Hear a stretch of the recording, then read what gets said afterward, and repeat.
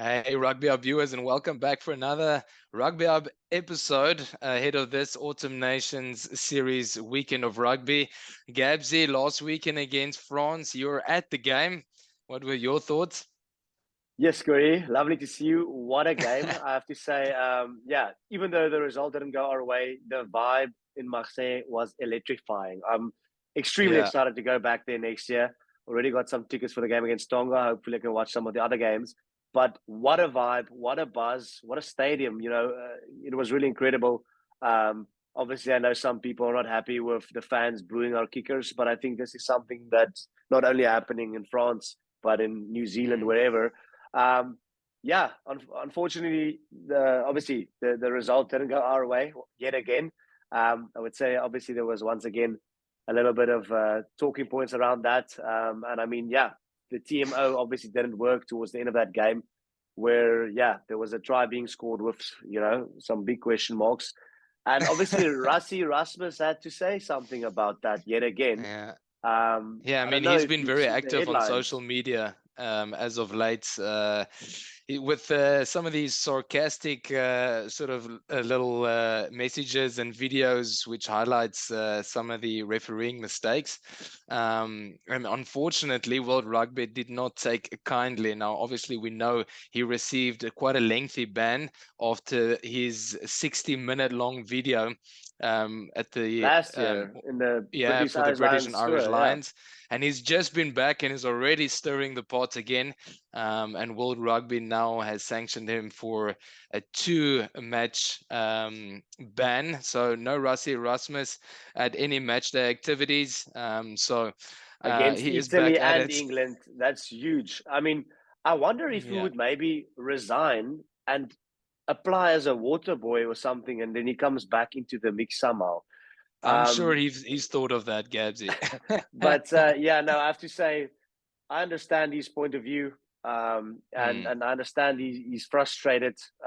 But maybe this time around, he just took it a bit too far. Even though those videos are very sarcastic, and he says that he's doing this for South African fans. yeah, But at the end of the day, I think World Rugby just wants to show to him, listen, yeah, you're not gonna, you know, take the piss out of us, and yeah, that's yeah. that's basically what happened right now. So Mm. unfortunately, no Rassi, but Goran, Let's look Italy, forward to this man, they Italian game. are they are on fire. Really, really Yeah, I good mean, form.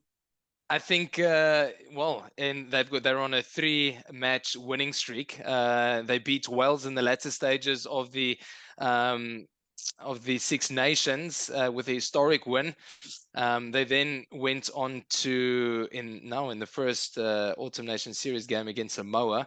They went on to beat them 49 points to 17, and then obviously another historic win over the Australians last weekend, where it all came down to a kick for Australia to seal the win, and they just couldn't do it. So very big win for Italy. They'll be definitely confident moving into this game. Are you looking forward to this one, Gabsy, as much Yeah, as I Goran, am? I mean, congrats to you because you actually called that one, even though I think it was pure It was a a bold call. gamble. Yeah, It was really a gamble from your end. But yeah, no, actually, obviously, if we look into the last five results, there was that 1 year in 2016 in Florence where the Springboks, unfortunately lost, big upset. yeah. But other than that, 2016. Yeah, 2016. Other than that, obviously the Boks have always been the dominant team, and I don't think there should be any reason, except for the fact that Italy is in pretty good form, that we should not be comfortable winners. We actually did not go crazy making changes and so forth. If mm, we switch over actually to the Springbok team, I would like to take the chance now to say, I mean, if you look at that team, two big changes in the locks, obviously, with the Stormers lock pairing Salman Murat and Marvin Ori getting their first outing together on this year-end tour. I think, they definitely are capable of, facing these Italians. They won the URC together, and I'm excited to see what they will do together. Obviously, it's also opportunity for Rasi and Jock to build some depth and exploit some other players against a team like Italy, with all the respect. And then you see, obviously, a guy like Andre Esterhuizen finally getting a chance. I think a lot of people have waited for this moment, and obviously next week the French and the English players can't play, so you also see a guy like Faf still playing in, and he played an excellent game. So well deserved. I think he needs to be there, and hopefully Jasper Wiese is fit as well, because he will also not be available for next week's selection. And then as well, Cheslin Colby, he will also not be available next week. So Yeah, all it's these guys French-based players and English-based and players, if I'm not English-based players, mistaken. Yeah, exactly. that's for the England game. So, Yeah, like you said, I think Rassie and Jock, seeing if these players can get some game time before, heading on I mean after the Autumn Nations. it's the last chance for them to play. So I mean that's Mm. I think why we see them all in the team as well. But you taking that into consideration, if you look at the team, it's a very strong team. It's a few changes been made, like in the locks, and then for example Franco Mostert shifting to 7 flank to cover obviously for Peter Steph de Toy, and a guy like Andre Esterhuizen coming in on the inside center, and the Islanders shifting to 13, Yeah, which I that's an think interesting combination, right? And I I think mean, that's the other I thing, think it's a building very, new very combinations. exciting combination. And I mean, Mm. if Lucanio Am has to be, injured for some reason, we need to have other options. I mean, you've got a youngster like Henku Venter, but we've seen with the likes of Jock and Rassie, they like to stick to their guns. So I don't know if they'll just bring in a new youngster, so short before the World Cup. Yeah, So I'm very excited to see this team play, and I want to back the Boks, really confident that we should win this game quite comfortably. It's a really strong team, and I will be, extremely disappointed if we don't make some damage this weekend. We are coming off 2 losses, 2 very narrow losses, and 2 games where we've been extremely unfortunate. Clearly, South Africa is still not World Rugby's favorite, but we're not going to complain in this episode. We're just going to say, let's go, boys. Let's go make some damage. What's happening in the Italian camp? Well, I think before we go to the Italian camp, it's worth mentioning that bench as well, Gabs. I mean, you have a guy like Evan Ruiz and Mani Lebok on the bench, and it's a 6-2 split. So, I mean, I think I wouldn't be surprised if Evan comes on quite early, give him some game time. Maybe he gets the go ahead against England. That would be a huge call, or they will go for Kwacha. But it's a bit on the bench, of course. But, if you look at that team, there's actually not brand new players coming in except for Andre Esterhuizen. So, it is what it is. And I mean, Evan Ruiz, super exciting player. I really hope he gets enough game time. So we can so see him too. in full action. Well, then we can move on to the Italian side. So pretty strong team that they named. Didn't tweak that much from their previous outing against Australia. They did some rotation in their front row, I guess, also with the likes of Malcolm Marx, Stephen Kutzhoff, and Koch coming off the bench for the Springboks. They obviously need to combat that when that happens. So you see a little bit of a rotation there. Then some key players. I think Tommaso Allen played a very good game last week against Australia, obviously with the injured Paolo Garbisi, who's been sort of the talisman at number 10 for the Italians. So it's good to see Big shoes Tommaso to Allen. fill. Big shoes to Yeah, fill. of course. Yeah. But actually, I see Paolo Garbisi's his brother is on the bench, Alessandro Garbisi. I think he'll be the replacement 9. And another family man there, that surname Ioane.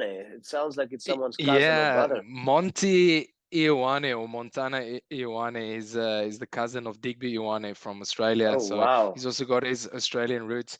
And then another, Monty Ioane is a deadly finisher. He's going up against Colby. So if we were doing head-to-heads, I think that would be a fearsome one.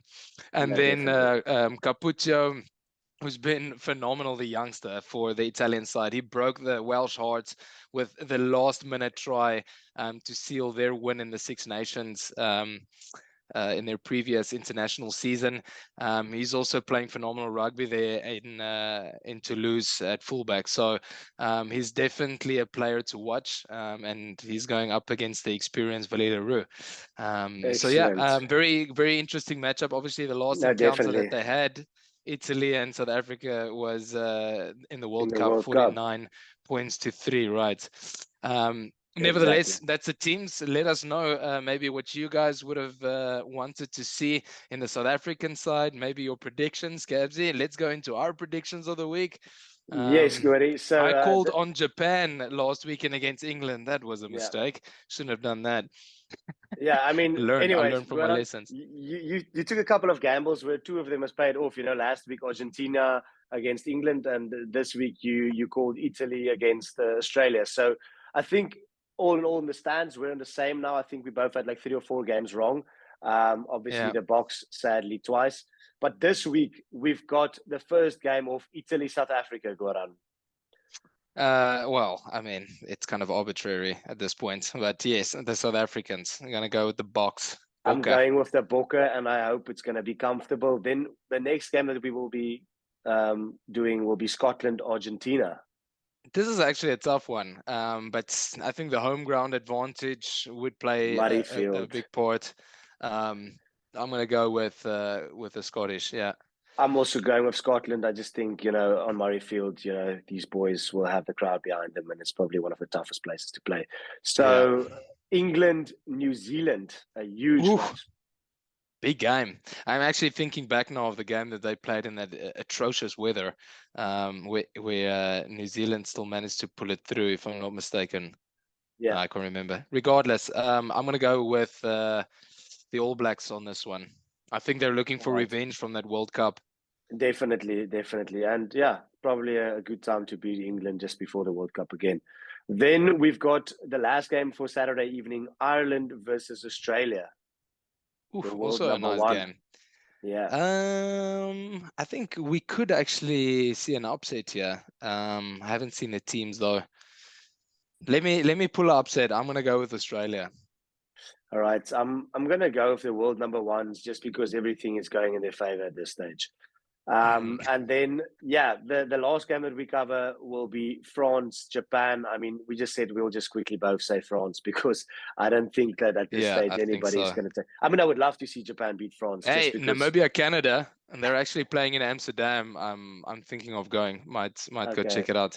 But yeah, please, you hopefully the can give us some Namibians can updates. pull that one through. Yeah. But yeah, Gweri, thank you for your time and thanks for that one. And guys, please go give us your thoughts on this game coming up. Please go comment below and yeah, check us out on Instagram if you haven't done so already. I will actually be at the game and bring you guys some live content, do some interviews there with friends and family. So yeah, please come back. Thanks for the endless support and Goran, thank you for your time. Thanks, Gabsy, and cheers, guys. Have a good one. Cheers.